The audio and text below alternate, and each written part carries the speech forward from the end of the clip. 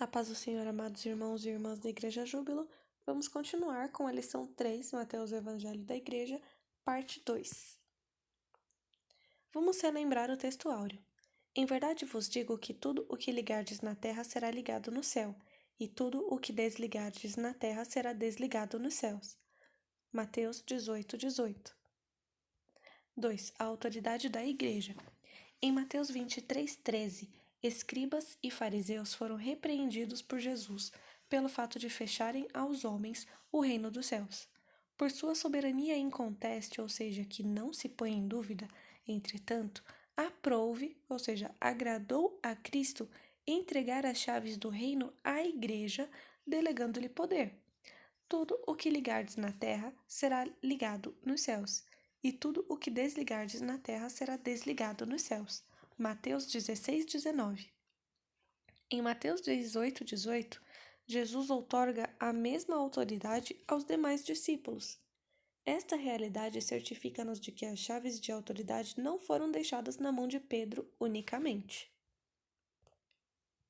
Nessas duas passagens de Mateus 16:19 e 18:18, Jesus destaca a autoridade da Igreja.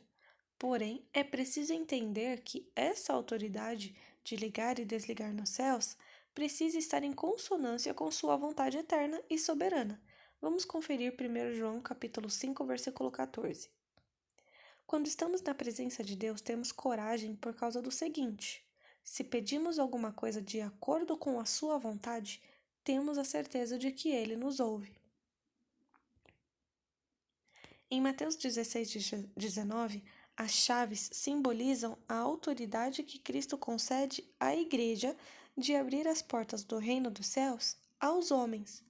Metaforicamente, pode-se dizer que as chaves são o Evangelho, e não os acréscimos humanos à lei divina, propostos pelos legalistas religiosos fariseus.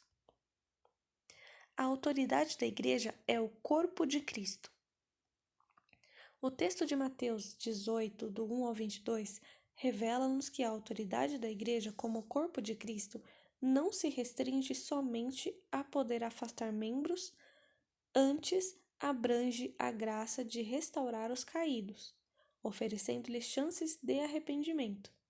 Para isso, deve-se lançar mão de todos os meios de reparação possíveis, até que se esgotem todas as possibilidades. Vamos ler Mateus capítulo 18, versículos 1 ao 22. Naquele momento, os discípulos chegaram perto de Jesus e perguntaram: quem é o mais importante no reino do céu? Jesus chamou uma criança, colocou-a na frente deles e disse: eu afirmo a vocês que isto é verdade. Se vocês não mudarem de vida e não ficarem iguais às crianças, nunca entrarão no reino do céu. A pessoa mais importante no reino do céu é aquela que se humilha e fica igual a esta criança. E aquele que, por ser meu seguidor, receber uma criança como essa, estará recebendo a mim. Quanto a estes pequeninos que creem em mim, se alguém for culpado de um deles me abandonar, seria melhor para esta pessoa que ela fosse jogada no lugar mais fundo do mar, com uma pedra grande amarrada no pescoço. Ai do mundo por causa das coisas que fazem com as pessoas que me abandonam. Que fazem com que as pessoas me abandonem. Essas coisas têm de acontecer, mas ai do culpado. Se uma das suas mãos ou um dos seus pés faz com que você peque, corte-o e jogue fora, pois é melhor você entrar na vida eterna sem uma das mãos ou sem um dos pés do que ter as duas mãos e os dois pés e ser jogado no fogo eterno. Se um dos seus olhos faz com que você peque, arranque-o e jogue fora, pois é melhor você entrar na vida eterna com um olho só do que ter os dois e ser jogado no fogo do inferno. Cuidado, não desprezem nenhum destes pequeninos. Eu afirmo a vocês que os anjos deles estão sempre na presença do meu Pai que está no céu, porque o Filho do Homem veio salvar quem está perdido. O que é que vocês acham que faz um homem que tem 100 ovelhas e uma delas se perde? Será que não deixa as 99 pastando no monte e vai procurar a ovelha perdida? Eu afirmo a vocês que isto é verdade. Quando ele a encontrar, ficará muito mais contente por causa dessa ovelha do que pelas 99 que não se perderam. Assim também o Pai de vocês que está no céu não quer que nenhum destes pequeninos se perca. Se o seu irmão pecar contra você, vá e mostre-lhe o seu erro, mas faça isso em particular, só entre vocês dois. Se essa pessoa ouvir o seu conselho, então você ganhou de volta o seu irmão. Mas, se não ouvir, leve com você uma ou duas pessoas para fazer o que mandam as Escrituras Sagradas. Elas dizem: qualquer acusação precisa ser confirmada pela palavra de pelo menos duas testemunhas. Mas, se a pessoa que pecou não ouvir essas pessoas, então conte tudo à igreja. E se ela não ouvir a igreja, trate-a como um pagão ou como um cobrador de impostos. Eu afirmo a vocês que isto é verdade. O que vocês proibirem na terra será proibido no céu, e o que permitirem na terra será permitido no céu. Eu afirmo a vocês que isto também é verdade.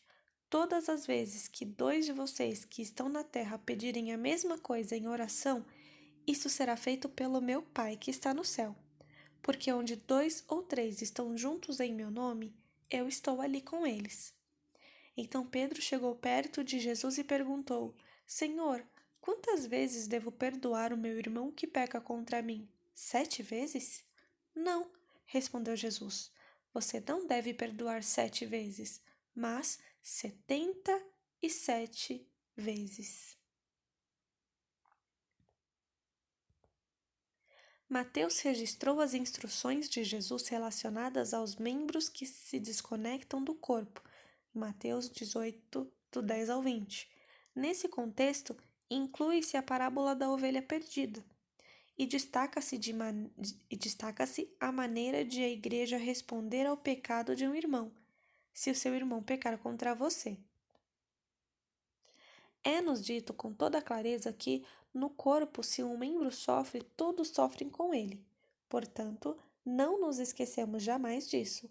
Cristo reúne o seu povo em um só corpo, o seu próprio corpo, para que um membro ampare e sustente o outro. 2.2.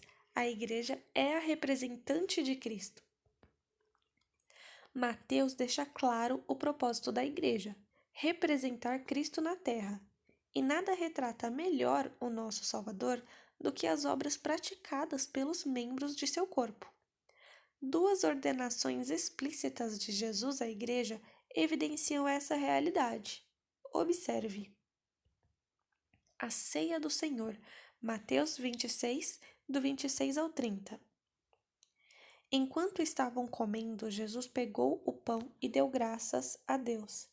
Depois partiu o pão e o deu aos discípulos, dizendo: Peguem e comam. Isto é o meu corpo. Em seguida, pegou o cálice de vinho e agradeceu a Deus. Depois, passou o cálice aos discípulos, dizendo: Bebam todos vocês, porque isto é o meu sangue, que é derramado em favor de muitos para o perdão dos pecados. O sangue que garante a aliança feita por Deus com o seu povo. Eu afirmo a vocês que nunca mais beberei desse vinho até o dia em que beber com vocês um vinho novo no reino do meu Pai. Então eles cantaram canções de louvor e foram para o Monte das Oliveiras. Seus elementos, o pão e o vinho, simbolizam respectivamente o corpo e o sangue de Cristo oferecidos em resgate da humanidade. Há dois propósitos centrais nesta ordenança. Um memorial, levar-nos a recordar o sacrifício vicário de Cristo Jesus. E anunciação profética, alertar-nos quanto à iminente volta do Senhor para buscar a sua igreja. E o batismo, Mateus 28, do 18 ao 19. Então Jesus chegou perto deles e disse: Deus me deu todo o poder no céu e na terra. Portanto, vão a todos os povos do mundo e façam com que sejam meus seguidores, batizando estes seguidores em nome do Pai, do Filho e do Espírito Santo.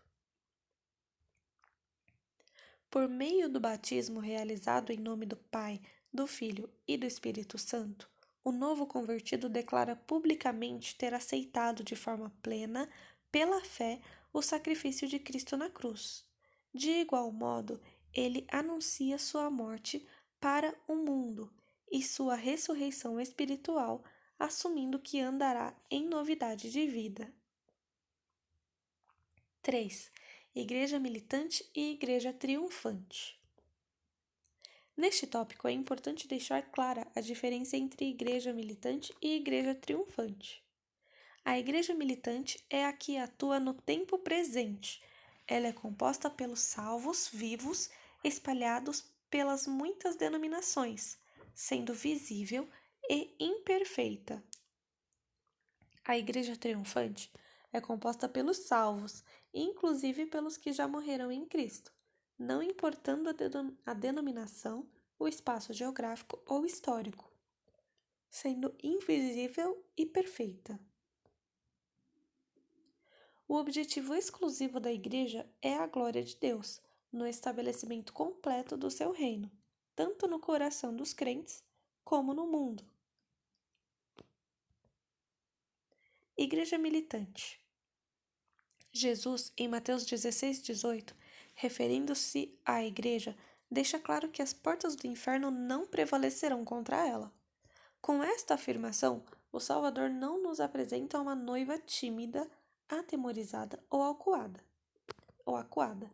Ao contrário, ele apresenta-nos uma igreja forte e destemida, capaz de arvorar-se vitoriosa diante de toda e qualquer circunstância, inclusive a morte. A igreja militante não foge à luta, assemelhando-se a um exército que está sob o comando do Supremo General, Jesus. E a igreja triunfante.